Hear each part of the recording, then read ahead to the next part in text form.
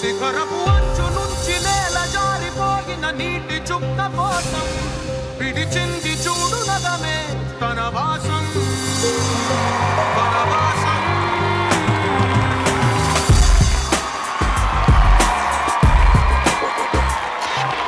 వైరవుడో ఆర్కవుడో భాస్కరుడో మరి రక్కసుడో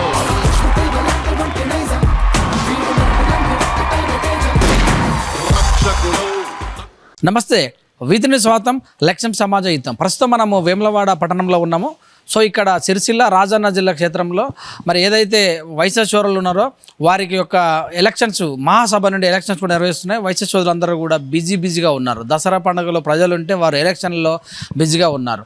ఒక్కొక్కరు మేము కంపల్సరీ రాజన్న సిరిసిల్ల జిల్లా నుంచి పోటీ చేసి వైశ్యులకు ఉన్నటువంటి ప్రాబ్లమ్స్ కాదు, డెవలప్మెంట్ ఎలాగ ఉందో, ఎలా తీసుకెళ్లాలో, ఎలా రుచి చూపెట్టాలన్న పందాతో ముందుకెళ్తున్నారు. అతి తక్కువ ఓట్లు ఉన్నప్పటికీ కూడా ఖచ్చితంగా మేము గెలిచి సోదరులందరినీ కలుపుకొని పోయి డెవలప్మెంట్ చేస్తారన్న పందాతపన ముందుకెళ్తున్నారు. ప్రస్తుతం మనతోటి కట్కూరి శ్రీనివాస్ గారు పార్టీ హోదా, ప్రజల గెలిపించినటువంటి పదవులలో పనిచేసినటువంటి అనుభవం, ఎంపీటీసీగా, ఉప సర్పంచిగా, ప్రస్తుతము ఏదైతే మున్సిపల్ కోఆప్షన్ మెంబర్గా, వేములవాడ పట్టణ దేవాలయం మీకు తెలుసు రాజరాజేశ్వరి క్షేత్రంలో ఉన్నటువంటి డైరెక్టర్గా పనిచేసిన రెవెన్యూ డైరెక్టర్గా పనిచేసినటువంటి వ్యక్తి. అలాగే చూద్దాం బిల్డింగ్ అసోసియేషన్ ఆర్యవైశ్య మరి ఏదైతే కమిటీకి చైర్మన్గా పనిచేస్తున్నటువంటి వ్యక్తి. నేను ఖచ్చితంగా ఈ మహాసభ నుండి రాజన్న సిరిసిల్ల జిల్లా ప్రెసిడెంట్గా పోటీ చేస్తాను అని అంటున్న వ్యక్తి. తన పందా ఏంది, వైశ్యులకు ఏం చేయాలనుకుంటున్నారు, రాజకీయంలో ప్రస్తుతం వారు ఎలా ఉన్నారు, వారి మాటలు తెలుసుకుందాం. నమస్తే సార్. నమస్తే. సో మొత్తం మీద చూస్తే మీలో హుషారు, మీ తపన చూస్తే మనం కూడా చూసాము. ఈసారి నిలబడాలనుకున్న సందర్భంలో మొదట మీరు ప్రజలకు ఏం చెప్తారు?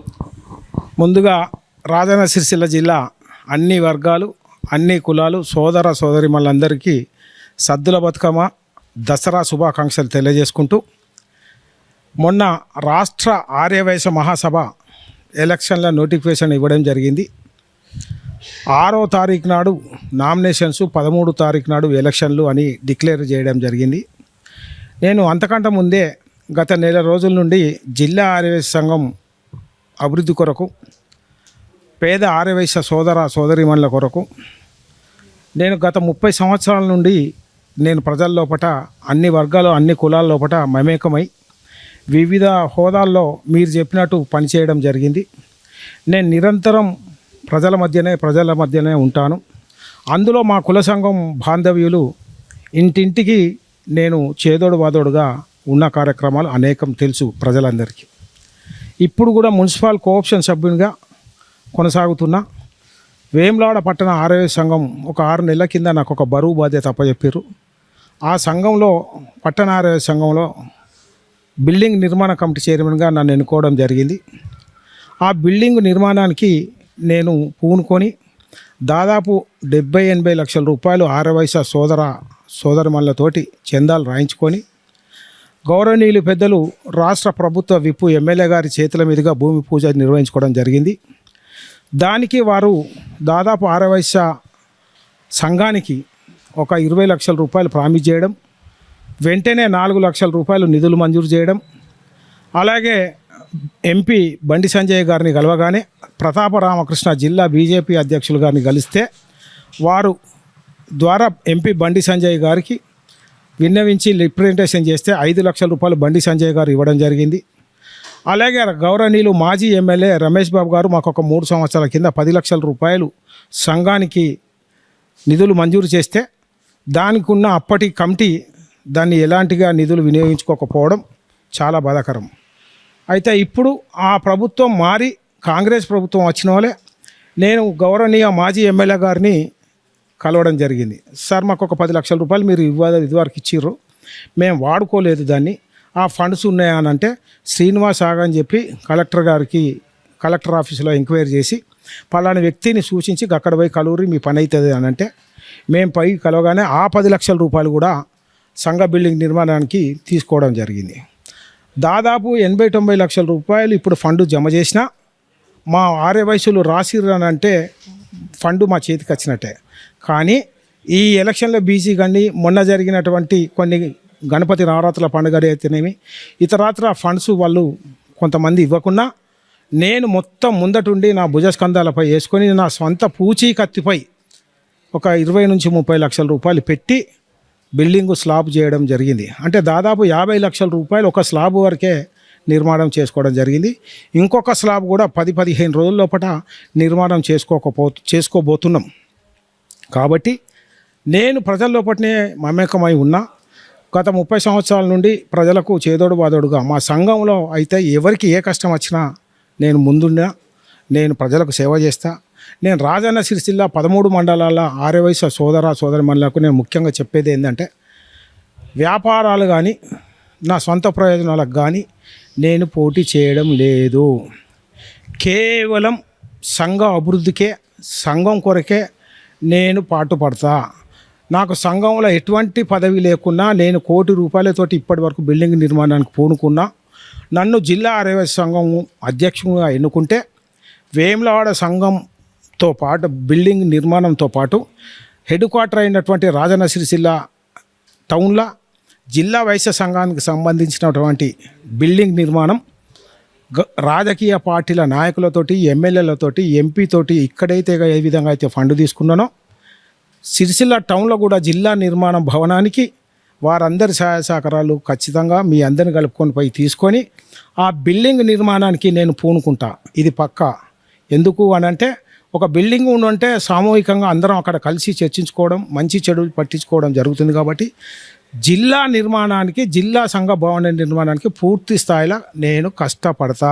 అందరి సహాయ సహకారాలు తీసుకొని బిల్డింగ్ నిర్మాణానికి సిరిసిల్ల టౌన్లో సంఘ భవనం, సిరిసిల్ల జిల్లా సంఘ భవనం నేను నిర్మాణం చేపడతా. నేను 13 మండలాల ప్రజలు, సిరిసిల్ల టౌన్ ప్రజలు, వేములవాడ టౌన్ కౌన్సిల్ సభ్యులు, స్టేట్ కౌన్సిల్ సభ్యులకు ముఖ్యంగా నేను తెలియజేస్తున్నది ఏమేనంటే, నాకు ఎటువంటి బిజినెస్లు ఇప్పటి వరకు లేవు. నేను నిరంతరం నాకు పెద్ద బరువు బాధ్యతలు లేవు. నా పిల్లలు ఎక్కడ వాళ్ళు అక్కడనే ఉన్నారు. నేను ఇది అడ్డు పెట్టుకొని కొన్ని సంస్థలు కానీ, కొన్ని వ్యాపారాలు కానీ నేను స్వలాభం కొరకు, సొంతం కొరకు వాడుకోను. నేను మీకు పిలిస్తే పలికే నోట్ల నాలుక లెక్క మెదులుతా. జిల్లా కౌన్సిల్, స్టేట్ కౌన్సిల్ సభ్యులకు, ఆర్యవైశ్య 13 మండలాల ఆర్యవైశ్యులకు నేను చెప్తున్నా, పిలిస్తే ఫోన్లో పిలిస్తే నేను ఎక్కడంటే అక్కడ వాడుతా. ఎవరికి ఏ కష్టం వచ్చినా నేను ముందుండి పోరాడతా. సో గతంలో మీరు ఎంపీటీసీగా చేశారు, ఉప సర్పంచ్గా చేశారు. వార్డ్ మెంబర్ అంటే ఒక వార్డులో ఉన్నటువంటి ప్రజలతో మమేకం కావాలి, సర్పంచ్ అంటే ఊళ్ళో ఉన్న వాళ్ళతో. కానీ ఇప్పుడు కుల సంబంధించిన అంటే ఇంటి పేర్లు ఉంటాయి, సో గోత్రాలను బట్టి అట్లా ఇటువంటి అందరితో మమేకం అయ్యారా? మరి ఆ 140 మందితో ఎలా ఉంది మీ యొక్క? చాలా సంతోషం, మంచి ప్రశ్న అడిగారు. ప్రత్యర్థుల కంటే ఎక్కువ ముందు ఉన్నా నేను. ముందు ప్రచారంలో కానీ వాళ్ళ ప్రేమ ఆధారం వల్ల అందుకునే క్రమంలో ముందుండి ఉన్నా నేను. 140 మంది కౌన్సిల్ సభ్యులు చాలా సంతోషపడి, నువ్వు రాజకీయ పరంగా కానీ, సమస్యల లోపల పరంగా కానీ మేమందరం తెలుసుకున్నాం, నీకు పూర్తి స్థాయిలో మద్దతు ప్రకటిస్తాం, నిన్ను గెలిపించుకొని వైశ్య సంఘానికే వన్నె తెచ్చే విధంగా తీసుకురాచి తెలంగాణ రాష్ట్రంలో 33 జిల్లాలు ఉన్నటువంటి ఆర్యవైశ్య సోదరిమణుల కంటే రాజన్న సిరిసిల్ల జిల్లాను ఆర్యవైశ్య తెలంగాణ మహాసభల ప్రప్రదంగా సిరిసిల్ల జిల్లా పేరు నిల్చుండబెడతా. మా ఆర్యవైశ్యులకు గౌరవ మర్యాదలు రాజన్న సిరిసిల్ల మహాసభల ప్రప్రదంగా ఈ సిరిసిల్ల జిల్లా నిల్చుండబెడతా. వీళ్ళకు ఎటువంటి కష్టాలు వచ్చినా, వీళ్ళకి ఎటువంటి ప్రాబ్లమ్స్ ఉన్నా, వ్యాపార రీత్యా కానీ, ఆఫీసర్స్ రీత్యా కానీ, స్వంతంగా కానీ ఎటువంటి కష్ట సుఖాలు వచ్చినా నేను పాలు పంచుకుంటా. సమస్యలకు పారిపోయేవాడిని కాదు, సమస్యలకు బెదిరేవాడిని కాదు. నేను లొంగిపోవడం, ఆర్థిక పరంగా కానీ, పదవి వ్యామోహాలు కానీ, ఏదైనా నాకు ఆఫర్స్ ఇచ్చినా కానీ నేను ఎటువంటి దానికి లొంగిపోయే వ్యక్తిని కాదు. నేను చిన్నప్పటి సంది కష్ట సుఖాలలో పాలు పంచుకొని వచ్చిన వ్యక్తిని. నాకు కష్ట సుఖాలు తెలుసు. నాది పెద్ద రాజకీయ కుటుంబం కాదు, నాది పెద్ద ఉన్నతమైన స్థితి కాదు. నేను మీ అందరితోటే ఈరోజు ఈ స్థాయికి వచ్చిన, మీ అందరి ప్రేమలతో. ఈ ప్రేమ వాళ్ళని కాపాడుకొని ఆర్యవైశ్యులకు సహాయ సహకారాలు ముందుంటా. సో మీరు చెప్తున్నారు ఇలా, ఒకవేళ మీ ట్రాక్ రికార్డ్ చూసుకుంటే సహాయ సహకారాలు ఏమైనా అందించారా? మేము చాలా చేసినామని మీ ప్రత్యర్థులు కూడా అంటున్నారు కదా, మీ యొక్క ట్రాక్ రికార్డ్ ఎలా ఉంది? మా ట్రాక్ రికార్డు, నువ్వు వేములవాడల ఆర్యవైశ్య సోదరులను ఎవరిని అడిగినా చెప్తారు. శ్రీనివాస్ ఎటువంటి వాడు, పిలిస్తే పలుకుతాడా, కష్ట సుఖాలలో పాలు పంచుకుంటున్నా అనేది మీ అందరికీ తెలుసు. ఇంకొకటి, రాజకీయ పరంగా నేను ఉప సర్పంచ్ అయినప్పుడు, ఎంపీటీసీగా అయినప్పుడు అనేక అభివృద్ధి కార్యక్రమాలు, ఫండ్స్ కానీ, వార్డు అభివృద్ధి కానీ ఎంపీటీసీ పరిధిలో ఉన్నటువంటి పట్టణం కానీ గవర్నమెంట్ నిధులతోటి గవర్నమెంట్ వాళ్ళతోటి కొట్లాడి సీసీ రోడ్లు అయితేనేమి, డ్రైనేజ్ అయితేనేమి, ఇతరత్ర ప్రజలకు పెన్షన్స్ రూపంగా అయితేనేమి, రేషన్ కార్డ్స్ విషయాలు అయితేనేమి, ఇతరత్ర విషయాలలో అన్నిట్లలో నా పరిధిలో ఉన్నటువంటి అన్నీ నేను గవర్నమెంట్ పరంగా వచ్చే మా కుల బాంధవులకు కానీ ఇతర వర్గాలకు కానీ నా వంతు నేను పోరాడి అవి సాధించుకొని కొంతమందికి నేను చేయగలిగిన. పేద విద్యార్థులకు చదువు విషయంలో కావచ్చు, పేద వైశ్య సోదరులకు సహాయ సహకారాలు అందించే విషయంలో కావచ్చు, గవర్నమెంట్ నుంచి వచ్చేటటువంటి ఫండ్స్ కావచ్చు, ఈ ప్రభుత్వం తెలంగాణ వచ్చిన తర్వాత ఎలా ఉంది? అసలు ఇక్కడ ఏం జరిగింది అని అంటే, గతంలో టీఆర్ఎస్ ప్రభుత్వం ఉన్నప్పుడు నేను కోఆప్షన్ సభ్యుగా ఉన్నప్పుడు ఎమ్మెల్యే రమేష్ బాబు గారు ఆరే వయసులకు డబుల్ బెడ్రూములు ఒక లిస్ట్ ఇవ్వమన్నది జరిగింది. దానికి ఒక 70 మంది లిస్టు నేను అన్ని వార్డుల పట్టణంలో తీసుకొని వారికి సమర్పించడం జరిగింది. ఆ సమర్పించే క్రమం లోపల, ఆ ప్రాసెస్ క్రమం లోపల ఒక 6 మంత్స్ గ్యాప్ వచ్చింది. ఆ గ్యాప్ లోపల ప్రభుత్వాలు మారినాయి. ఎమ్మెల్యే గారు కొత్తగా ఆది శ్రీనివాస్ గారు వచ్చారు.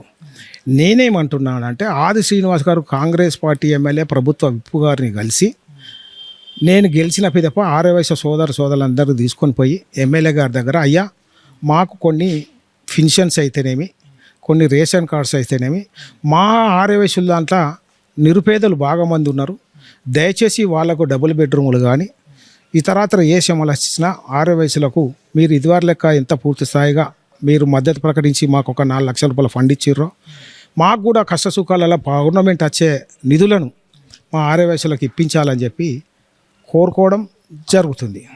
సో మీరంతా ఏదైతే ఉన్నారో వైద్య సోదరులే అందరూ ఎప్పుడు కలివిడిగా ఉండేవాళ్ళు అనుకోండి. సో ఇప్పుడు ఎలక్షన్ రాగానే ఎవరు వాళ్ళు ఆరోపణలు చేసుకోవడం దూరమైనట్టు అనిపించదా? ఏకగ్రీవం వైపు ఎందుకు ప్రయత్నించలేకపోతున్నారు? ఎలక్షన్లు అనేది ప్రజాక్షేత్రం. ఈ ప్రజాక్షేత్రంలో సాధ్యమైనంత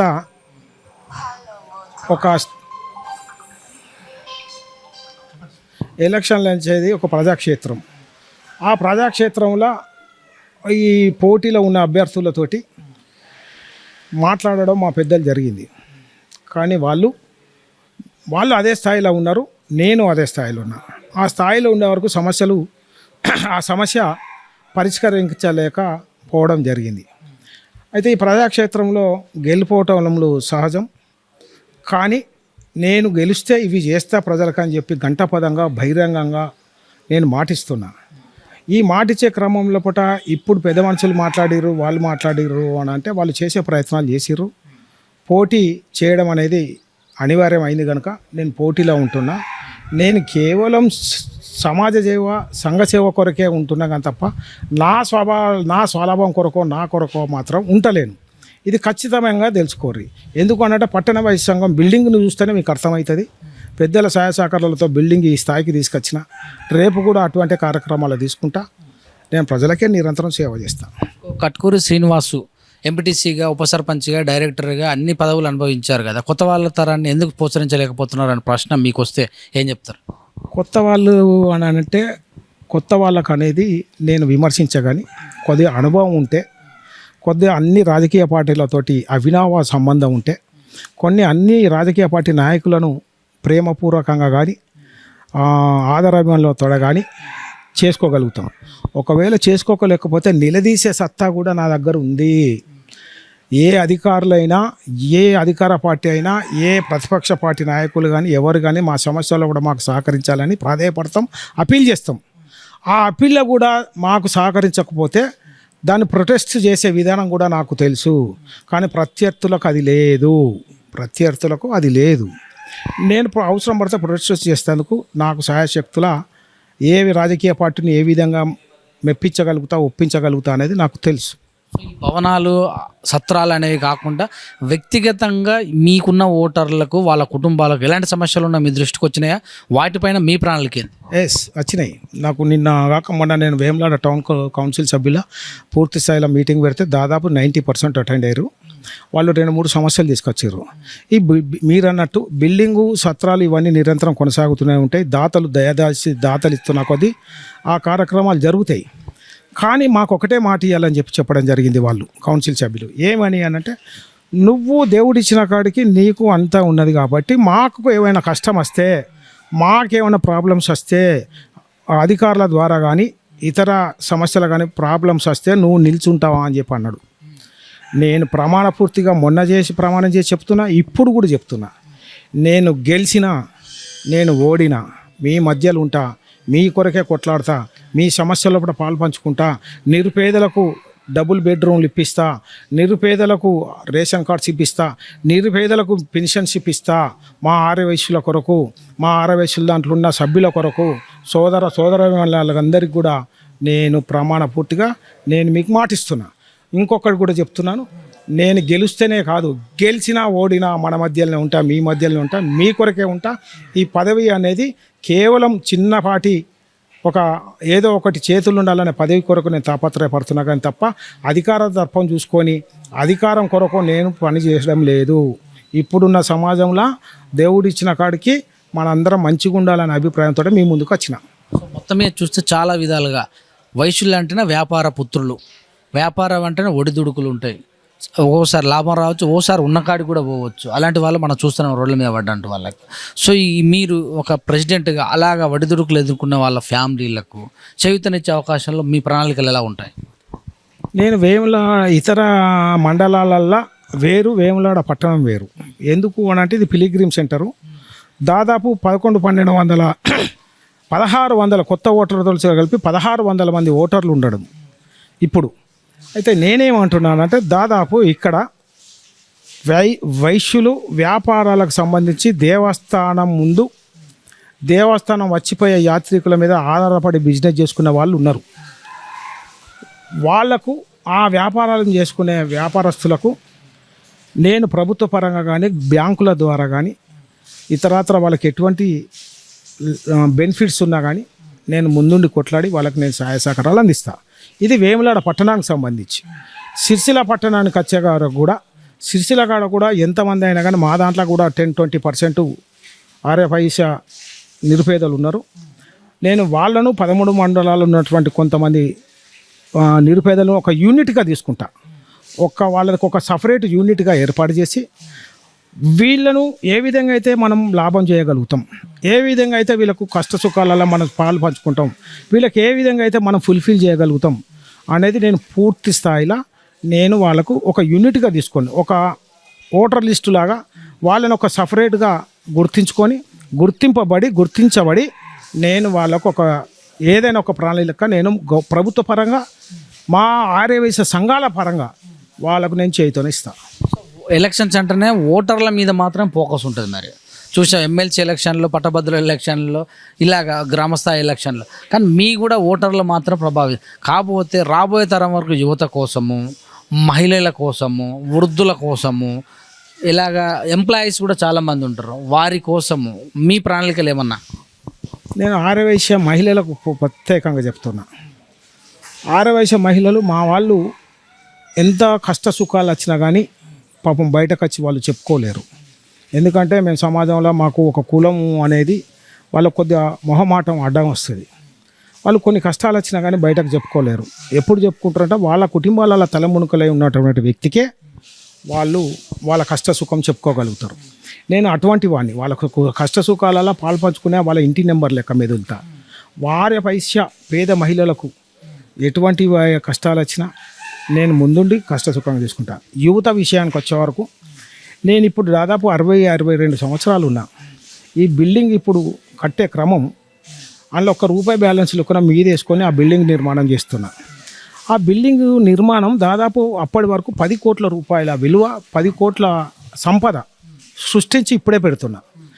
ఆ యువకులు రేపు రాబోయే కాలంలో వాళ్ళు కూడా నా లెక్క ప్రోత్సహించి వాళ్ళు కూడా ఎలక్షన్లల్లో నిల్చుండి 10 మందికి మార్గదర్శకంగా మెదలాలని చెప్పి ఆ బిల్డింగు నేను సొంతంగా కష్టపడి ఆ వచ్చే యువకులకు వాళ్ళకి నేను అప్పచెప్పడం జరుగుతుంది. రేపు రాబోయే కాలం వాళ్ళదే కాబట్టి, మార్గనిర్దేశకులు వాళ్ళే కాబట్టి, ఈ ఓటర్ల విషయానికి వచ్చే వరకు వాళ్ళే ఉంటారు కాబట్టి యువతకు నేను చెప్తున్నా, యువతకు కూడా చెప్తున్నా, మీకు కాలేజీల పరంగా కానీ మీ నాన్న అమ్మ వాళ్ళ లేకపోతే మీ కుటుంబంలో ఉన్నటువంటి పరిష్కారాల కొరకు మీకు యువతకు నేను మాటిస్తున్నా, మీ ముందుంటా, మీ కష్ట సుఖాలలో పాలు పంచుకుంటా. వైశ్యులు అంటేనే హిందుత్వానికి సింబాలిక్గా వస్తారు. ఎందుకంటే దాదాపు గుళ్ళు చేతనైన సహాయ సహకారాలు అందిస్తారు. హిందుత్వం పైన ఈ దాడులను వాటిని మీరు ఒక సంఘం కాకుండా హిందూ సింబాలిక్ ఎలా మాట్లాడతారు?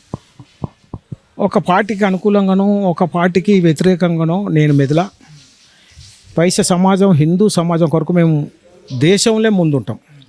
హిందూ సమాజం కొరకు ధర్మరక్షణ పరిరక్షణ కొరకు మేము ఖచ్చితంగా మేమే ముందుంటాం. ఆ విషయంలో ఎలాంటి డోకా లేదు. మాపై ఎటువంటి దాడులు జరిగినా, మా వైశ్య సోదరులపై ఎటువంటి దాడులు జరిగినా, ఏ పార్టీ వాళ్ళు కూడా వ్యతిరేకంగా మా మీద మాట్లాడినా, గతంలో కంచి ఐలయ్య గారు మా ఈ వైశ్యుల గురించి మాట్లాడితే తీవ్ర స్థాయిలో వేములాడ పట్టణంలో ఆందోళనలు చేపట్టి దిష్టిబొమ్మలు గాలిపెట్టి ధర్నాలు చేసి అతనికి పూర్తిగా ఆయనను వ్యతిరేకించడం జరిగింది. రేపు కూడా నేనేమంటున్నా, మా వైశ్యుల మీద ఎటువంటి పార్టీ వాళ్ళు కానీ ఎవరు కానీ ఎటువంటి అవాంఛనీయ సంఘటనలు జరిగినా నేను ఊకుండే పరిస్థితి లేదు. నేను మా అందరిని కలుపుకొని పోయి ఖండిస్తా, కొట్లాడతా, పోరాడతా. మాకు న్యాయం జరిగేదాకా మేము పోరాడతాం. దాన ధర్మంలో ముందున్న వయసులు రాజకీయానికి దూరంగానే ఉన్నారు. ఈ రాబోయే తరాన్ని ముందుకు తీసుకొస్తారా? సంతోషం, మంచి ప్రశ్న అడిగిర్రు. వైశ్యులు అంటేనే రాజకీయాలకు దూరం ఉంటారు. రాజకీయ నాయకులకు ఇతోధికంగా డైరెక్ట్గా ఇండైరెక్ట్గా మా వైశ్యులు ఆర్థిక సహాయ సహకారాలు ప్లస్ ఓట్ల రూపేణ మద్దతు ఇస్తారు. కానీ మా కాడికి వచ్చే వరకు ఏ రాజకీయ పార్టీ ఎటువంటి రాజకీయ పార్టీలు మాకు సహాయ సహకారాలు అందించవు. కానీ అదేందో నా అదృష్టమో దురదృష్టమో వేములవాడ పట్టణంలో ఒక ఇద్దరు ముగ్గురు ఉంటే నేను ప్రప్రథమంగా నేనే అని చెప్పుకుంటా గర్వంగా. ఎందుకు అని అంటే ఇన్ని రోజులు ప్రజలు ఇచ్చిన ఆధారాలతో వివిధ అధికారిక పదవులలో నేను నిర్వహిస్తున్నా. నాకు ఎటువంటి ఛాన్సెస్ వచ్చినా ఏ రాజకీయ పార్టీలా, కాంగ్రెసే కావచ్చు, బీజేపీ కావచ్చు, టీఆర్ఎస్ఏ కావచ్చు, ఇతరత్ర ఏ పార్టీలు వచ్చినా మా వైశ్యులకు ప్రాతినిధ్యం కొరకు నేను వాళ్ళతో సంప్రదింపులు జరిపి మా వైశ్యులు ఎవరైనా ముందడికి వచ్చి కౌన్సిల్లో కానీ మున్సిపల్ కౌన్సిల్లో కానీ ఇతరత్ర నామినేటెడ్ పోస్టులకు కానీ మా వాళ్ళు పోటీ చేస్తాను ముందడికొస్తే నేను అన్ని పార్టీల అలా ఏ పార్టీలు ఎవరికైతే ప్రాతినిధ్యం ఇస్తారో ఆ పార్టీలో ఆ ప్రభుత్వం ఆ పార్టీ నాయకులతో మాట్లాడి మా వాళ్ళకు నేను సీట్లు ఇప్పించి మా వాళ్ళని గెలిపించుకునే బాధ్యతలా నేను ముందుంటా. సో నామినేషన్ ఎలా అయిపోతున్నారు, ఎలా ఉంది మద్దతు, ఎలా వెళ్తారు, సో ప్రచారం ఎలా ఉంది? నామినేషన్ 6వ తారీఖు నాడు ఉంది. దాదాపు 140 మంది ఓన్లీ కౌన్సిల్ సభ్యులే కాకుండా నా ప్రేమ మీదున్న నా మీదున్న ఆధార అభిమానాలతో అందరినీ కూడా కలుపుకొని పెద్ద ఎత్తున నామినేషన్ కార్యక్రమం చేపట్టబోతున్నా. ఈ నామినేషన్ కార్యక్రమంతో నాకు గెలుపు అనేది అక్కడ స్పష్టమవుతుంది. దాదాపు మండలాల్లో ఉన్నటువంటి కౌన్సిల్ సభ్యులు, మండలాల్లో ఉన్నటువంటి 60 సభ్యులు అందరు కూడా పిలిపివ్వడం జరుగుతుంది, రాండి అని చెప్పి నామినేషన్ ప్రక్రియ పెద్ద ఎత్తున చేపట్టుకోపోతున్నా. ఎలక్షన్స్ అంటేనే దాన ధర్మాలు కూడా ఎక్కువ అమౌంట్ కూడా ఖర్చు అవుతున్న సందర్భంలో మీరు దీన్ని ఎలా మెదలం చేస్తారు? ఈ ఎలక్షన్లు కూడా ఆ స్థాయికి వెళ్ళే అవకాశం ఉంటుందా? చాలా మంచి ప్రశ్న. మా ఆర్యవైశ్యులు ఎప్పుడు కానీ మా ఎలక్షన్లకు వచ్చినా లేకపోతే ఇతరత్ర పార్టీల ఎలక్షన్లకు వచ్చినా వాళ్ళు డబ్బులు తీసుకొని పెట్టేసిన సందర్భాలు ఎక్కడ లేవు. వాళ్ళు ఇచ్చే శక్తే భగవంతుడు మాకు ఇచ్చిండు. భగవంతుడు ఇంకా వాళ్లకు ఆ స్థాయే ఇప్పటి వరకు కూడా కల్పించిండు. నా విషయానికి వస్తే ఎదుటి పార్టీలు ఆర్థిక పరంగా అన్ని రంగాల పూట ఉన్నా నాకు ఫండ్స్ ఇచ్చి నాకు చేయుతోనిచ్చి నాకు 10,000, 500, 1000 ఖర్చు పెట్టే ఓటర్లు నాకున్నారు. నేను మందికి ఇచ్చి ప్రభావితం చేసే శక్తి నా దగ్గర లేదు. ఎదుటి వాళ్ళు ఉన్నారా లేదా నాకు తెలియదు, కానీ నాకైతే అటువంటి పరిస్థితులు లేని. సేవ కొరకే ముందరికి వస్తున్నా కానీ స్వలాభం అనలేదో ఫండ్స్ ఉన్నాయి, అనలేదో బిల్డింగులు ఉన్నాయి, అనలేదో ఆఫీసులు ఉన్నాయి, అనలేదో డబ్బులు ఉన్నాయి తీసుకుపోదామని వస్తలేను. నేను ఎదుటి వాళ్ళ గురించి కూడా విమర్శ చెయ్యను. నా మీద నా అభిమానంతో మాకు ఖర్చు పెట్టి గెలిపించుకునేది మా కౌన్సిల్ సభ్యులు, మా ఓటర్లు నన్ను ప్రోత్సహిస్తున్నారు. వాళ్ళకు సదా నమస్కారం. 100% ఎలక్షన్లో ఓటర్ల కోసం మీ ప్రణాళిక అందరూ ఓటు వేయాలనేటందుకు మీరు ఎలాంటి ప్రణాళిక చేస్తున్నారు? అది తెలంగాణ ఆర్యవైశ్య మహాసభ ఒక బైలా కార్యక్రమం ఉన్నది. ఆ బైలాకు అనుగుణంగా పోవాలి. అయితే ఈ జిల్లా ఎలక్షన్ల కాడికి వచ్చే వరకు కౌన్సిల్ సభ్యులు 25 మందికి ఒక్కరిని తీసుకోవడం జరిగింది. ఇది గతంలో ఉన్న బైలా ప్రకారంగా ఈసారి జరుగుతుంది. కాకపోతే నాటువంటి ఇప్పుడు గెలిస్తే తెలంగాణలో 33 జిల్లాల్లో కూడా ప్రతి ఆర్యవైశ్యుడు ఓటు వేయాలని చెప్పి నేను డిమాండ్ చేస్తాను. ఒక కౌన్సిల్ సభ్యులు కాకుండా ఈ వేములవాడ పట్టణంలో దాదాపు ఒక వేములవాడ పట్టణం తీసుకుంటే 1600 మంది ఉన్నారు. ఈ 1600 మంది రాష్ట్ర వ్యాప్తంగా లెక్క తీస్తే దాదాపు ఒక 40 నుంచి 50 లక్షల మంది మేము ఓటర్లు ఉన్నాం. ఈ ఆర్యవైశ్య మహాసభ ఎలక్షన్లు జరిగితే వీళ్ళందరూ కూడా ఓట్లు వేయాలని చెప్పి నేను డిమాండ్ ఆర్యవైశ్య మహాసభలో ప్రప్రథమంగా అదే తీసుకోపోతారు. రేపు ఫస్ట్ ప్రణాళిక ఏది ఉంటుంది? మీరు ఒకవేళ గెలిస్తే నేను గెలుస్తున్నా, ఒకవేళ గెలుస్తా కాదు గెలుస్తున్నా, గెలిచిన వాళ్ళు ప్రప్రథమంగా నేను సిరిసిల్ల పట్టణంలో ఉన్నటువంటి ఆరవేశ పెద్దుల సహకారంతో అక్కడ ఏదో పూర్తి సమాచారం ఇంకా నాకు లేదు, ఆ సమాచారం తీసుకొని అక్కడ ఉన్నటువంటి దాదాపు 3 ఎకరాల 4 ఎకరాల స్థలం ఉన్నదట, దాన్ని తీసుకొని ఆ బిల్డింగ్ నిర్మాణానికి ముందుకు వెళ్తా ఫస్ట్. రెండవది ఈ ఒక యూనిట్ తీసుకుంటా అనుకున్నా, 13 మండలాల ఉన్నటువంటి నిరుపేదల యూనిట్ తీసుకొని వాళ్ళ కష్ట సుఖాలు ఏంటి ఏం కథ అని చెప్పి ఆ కార్యక్రమం తీసుకుంటా. మూడవది ఆర్యవైశ్య నిరుపేద మహిళలు పెళ్ళిళ్ళకు ఖర్చులు పెద్ద ఎత్తున ఖర్చులు ఉంటాయి కాబట్టి, నిరుపేదలకు వైశ్యుల ఖర్చులు బాగా ఉంటాయి కాబట్టి వాళ్ళ పేద మహిళల ఆర్యవైశ్యుల లగ్గాల కొరకు పెళ్ళిళ్ళ కొరకు నేను వాళ్ళకు నా వంతు సహాయ సహకారాలు అందిస్తా. మిమ్మల్ని ఒక క్వశ్చన్ అడగదలుచుకున్నాను. పురుష మహిళల నిష్పత్తి చాలా తక్కువ ఉంది, ఆ అవేర్నెస్ ఎలా తీసుకొస్తారు? అంటే ఓట్ల భాగంగా అంటే మీ కమ్యూనిటీలో పెళ్లి చేయాలంటే కూడా చాలా తారతమ్యం ఉంది, దొరకడం కూడా చాలా ఎక్కువ ఉంది, అది కూడా చాలా అవేర్నెస్ తీసుకురావాలా మీలాంటి నాయకులు. మరి ఈ ప్రణాళిక ఎలా ఉంటుంది? చాలా మంచి ప్రశ్న, అది పెద్ద సామాజికమైన ప్రశ్న. సామాజికంలో ఇప్పుడున్నటువంటి సమస్య, ఇప్పుడున్నటువంటి పెద్ద సమస్య. ఆరవైశ్య యువకులు 30 సంవత్సరాలు వచ్చినా కానీ ఇప్పటికీ పాపం వాళ్ళకి పెళ్ళిళ్ళు జరగలేకపోతున్నాయి. ఇప్పటికీ కొంతమంది మహిళలు ఉన్నా కానీ కొన్ని సమస్యలకు మాకు అది కావాలి ఇది కావాలనే పరిస్థితిలో ఉన్నారు. నేనేమంటున్నా, ఇప్పటికీ దాదాపు ఒక 5% దాదాపు మా దాంట్లో చేంజెస్ వచ్చింది. ఏం చేంజెస్ అంటే ఒక్క కులం అమ్మాయినే మా అమ్మాయినే చేసుకునే పరిస్థితిలా కాకుండా వాళ్ళు కూడా అన్ని కులాలు అన్ని వర్గాల్లో ముందడికెళ్ళి చేసుకుంటారు పెళ్ళిళ్ళు. నేను దాన్ని ఇంకో ప్రోత్సహిస్తాను. ఎందుకు ప్రోత్సహిస్తానంటే మన దాంట్లో అమ్మాయిలు తక్కువ ఉన్నారు, మన దాంట్లో కొద్దిగా అబ్బాయిలు ఆర్థికంగా కానీ సామాజిక పరంగా కానీ ఉద్యోగాల రూపంగా కానీ ఇతరతర రూపాలల్లో కొద్దిగా కష్టసుఖాలు బాగా ఎదుర్కొంటారు. అయితే నేను దాన్ని ప్రోత్సహిస్తున్నానంటే అట్లా ప్రోత్సహించుడు కాదు, కులమతాలను ప్రోత్సహించుడు కాదు, మన దాంట్లో తక్కువ ఉన్న నిష్పత్తి మహిళల నిష్పత్తిని ఫుల్ఫిల్ చేసుకుంటేందుకు ఇతర వర్గాలను కూడా మన దాంట్లో కలుపుకుంటే తప్పేమీ లేదు అనే భావన, మంచి భావనతోటే కానీ తప్ప అయ్యో 30 సంవత్సరాలు దాటిందంటే దాదాపు సగం వయసు పడిపోయినట్టే. అటువంటి వాళ్లకు మనకు అందుబాటులో ఉన్న మంచి కోరుకునే కుటుంబాలు ఉన్నట్టయితే, మన మేలు కోరుకునే కుటుంబాలు ఉన్నట్టయితే, వాళ్ళు అమ్మాయిలు గిట్ట మంచిగా ఉన్నట్టయితే దానికి కూడా నేను ముందుంటా. ఓటర్లు అందరూ కలిసారా, మాట్లాడారా ఈ సమావేశాలు ఏమన్నా? దాదాపు 95% నేను ప్రచారం చేసిన 13 మండలాలు సిరిసిల్ల టౌను దాదాపు ప్రచారం చేసిన వాళ్ళందరూ కూడా పూర్తి సహాయ సహకారాలు నాకు అందిస్తున్నారు. నేను గెలవబోతున్నా. గెలవకపోతే అది వాళ్ళు చేసుకున్నటువంటి, వాళ్ళు గెలిపించుకుంటే వాళ్ళ కష్టసుఖాలలో ఉంటా, వాళ్ళు గెలిపించుకుంటే వాళ్ళ కన్సర్నుల్లో మెదులుతా, గెలిచినా ఉంటా, గెలవకుండా మీ మధ్యలోనే ఉంటా. కాకపోతే గెలిస్తే ఇంకో కొద్దిగా ఉత్సాహంగా చేయగలుగుతా, ఖచ్చితంగా మీకు అందుబాటులో ఉంటా. రెండవది, ఈ గెలుపు నా గెలుపు కాదు, మీ గెలుపు, మీ కొరకు గెలుపు. నేను మీ కొరకే నిరంతరం శ్రమిస్తా. దీన్ని దయచేసి అందరూ దృష్టిలో పెట్టుకొని నన్ను గెలిపించవలసిందిగా V3 ఛానల్ ద్వారా కోరుకుంటున్నాను. Sir thank you very much. మీ ఆలోచనలు మరి మీ యొక్క ఓటర్లందరినీ కూడా ఏ రకంగా ముందుకు తీసుకెళ్తాయో రిజల్ట్ రోజు చూద్దాం. అంతవరకు మీ ప్రజాక్షేత్రంలో ఉంటూ ప్రతి ఒక్కరు మనసు గెలుచుకోవాలని మనస్ఫూర్తిగా కోరుతున్నాను. ఇదంటే మరి కట్కూరి శ్రీనివాస్ గారు చెప్పినటువంటి విషయాలు. ఆర్యవైశ్య మహాసభ నుంచి నేను సిరిసిల్ల రాజన్న జిల్లా నుంచి ప్రెసిడెంట్గా పోటీ చేస్తున్నాను. ఉన్నటువంటి ప్రతి ఒక్కరితోటి పరిచయాలు ఉన్నాయి. రాజకీయంగా వివిధ పార్టీలో పనిచేసిన అనుభవం ఉంది. దేవాలయం డైరెక్టర్ కూడా పనిచేసిన అనుభవం ఉంది. మా యొక్క అసోసియేషన్లో కూడా పనిచేసిన అనుభవం ఉంది. నాకు ప్రతి ఒక్కరితోటి అంటే అమౌంట్ పరంగా కావచ్చు, దాంట్లో వెనక ఉన్నప్పటికీ కూడా మంచి సత్సంబంధాలతోటి ప్రతి ఒక్కరితోటి వాళ్ళలో ఉన్న సమస్య నాకు తెలుసు. ఆ సమస్య కోసం నిరంతరం పోరాడుతూనే ఉన్నాను. గెలుపోవటం అనేవి ఒక పదవితో సంబంధించిన మంచి పనికి ఆ రెండు ఏ మేరకు పనిచేస్తాయో తెలియదు. వాళ్ళు నన్ను ఖచ్చితంగా గెలిపించుకుంటారు. ఎందుకంటే వాళ్ళలో ఒకనిగా ఉన్నా అని ముందుకు తెలియజేశారు. చూస్తే ఉన్న విధంగా కెమెరా నాకిల్తో మీ సురేష్ దండు, వేములవాడ.